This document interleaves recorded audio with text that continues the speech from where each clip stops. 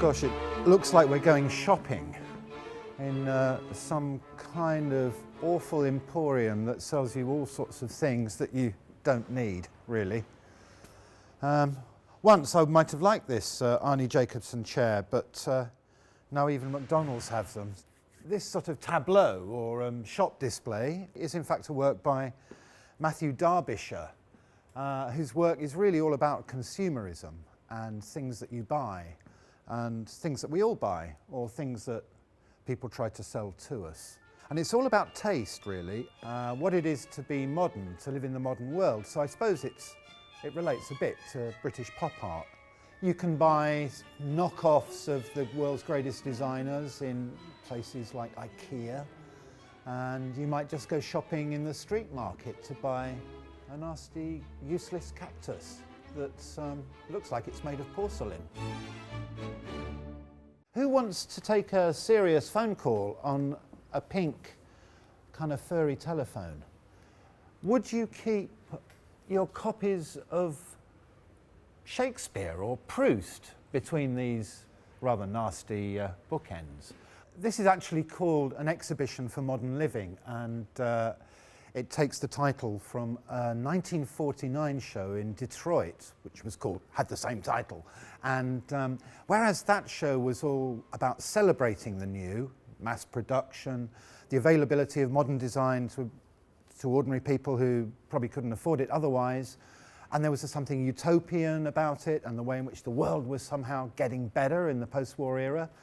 This is less celebratory, even though it's all brightly coloured and has a kind of feel-good factor. I think the point isn't to say how horrible it all is, because, you know, we all have things a bit like this, or we acquire them, or they arrive at Christmas, and we feel obliged to decorate our homes with them. But really is something dystopian about the whole thing.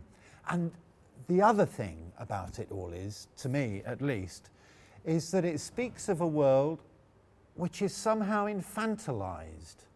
That a lot of these things are like a kind of visual Valium.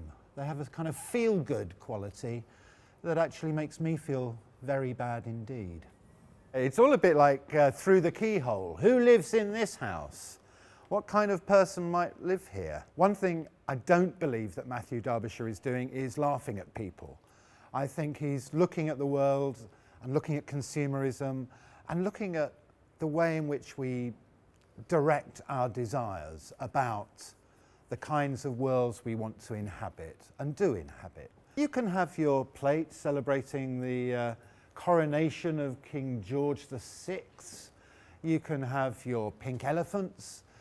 It's something about the claustrophobia of it, the fug, the kind of visual puke that it somehow generates for me. Of course, lots of artists have dealt with these kinds of issues, back to pop art, forward to what was called commodity sculpture in the 1980s, where artists were making things which really declared themselves only as commodities first and foremost, and as art second. There's the ghost of Jeff Koons somewhere in all this. You can imagine him remaking some of these things in very valuable materials. So there's critique here and celebration. There are things to laugh at and things that are troubling in a certain way. For example, a sleeping Buddha, and I think there are one or two other little religious icons about the place, which again are about a kind of spiritual value, but turned into a kind of kitschy decor.